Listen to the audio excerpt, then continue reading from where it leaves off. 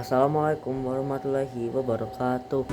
Warn, the strong do what they can, the weak suffer what they must. We must reject this doctrine. The United Nations exist to reject this doctrine. We must stand for all, the strong and the weak. Might cannot be right. Right must be right. Presiden Prabowo bikin pernyataan berani di sidang umum PBB. Bicara soal Palestina, perdamaian dunia, bahkan membuka kemungkinan mengakui Israel. Tapi tunggu, bukankah Indonesia penganut sistem trias politika? Artinya, kekuasaan tidak hanya di tangan presiden. Yuk kita bahas.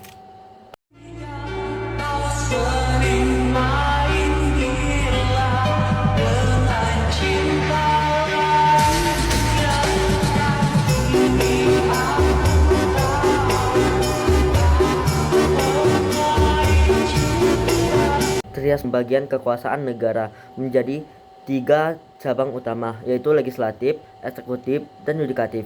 Legislatif yang menegakkan hukum, contohnya DPR dan MPR.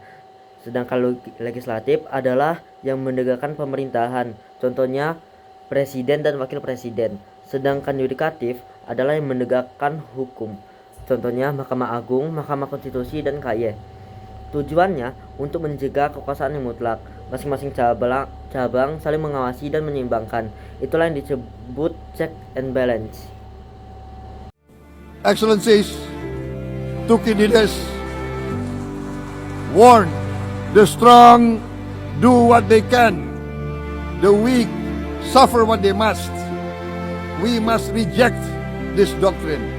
The United Nations exist to reject this doctrine. We must stand for all, the strong and the weak. Might cannot be right. Right must be right. Dalam pidatonya di sidang umum PBB ke-80, Prabowo menyampaikan beberapa hal penting. 1.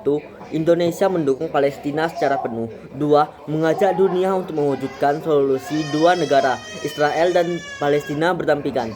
3. Menyatakan Indonesia siap mengakui Israel jika Israel mengakui Palestina secara sah sebagai negara merdeka. Ini adalah pernyataan penting yang mencerminkan sikap resmi pemerintah Indonesia. Tapi, apakah presiden bisa ambil keputusan sepihak? Sebagai pemimpin eksekutif, presiden memang punya wewenang menyatakan sikap luar negeri. Tapi pengakuan negara asing atau perjanjian internasional biasanya perlu dukungan dari DPR, lembaga legislatif, kesesuaian dengan konstitusi. Lembaga yudikatif bisa menguji kalau ada yang bermasalah hukum, evaluasi dari publik dan masyarakat internasional.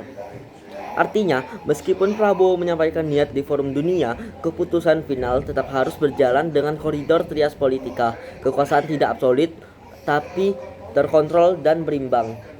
Pidato Prabowo di PBB adalah contoh nyata bagaimana presiden menjalankan peran eksekutif, mewakili negara di kancah dunia, tapi sistem trias politika memastikan bahwa setiap kebijakan luar negeri harus disesuaikan dengan hukum dan perwakilan rakyat. Ini bukti bahwa demokrasi bekerja, tidak ada yang bisa memutuskan sendiri, ada hukum, ada parlemen, ada pengadilan. Jadi, pidato itu bukan cuma diplomasi, tapi bagian dari sistem politik yang kompleks. Wassalamualaikum warahmatullahi wabarakatuh.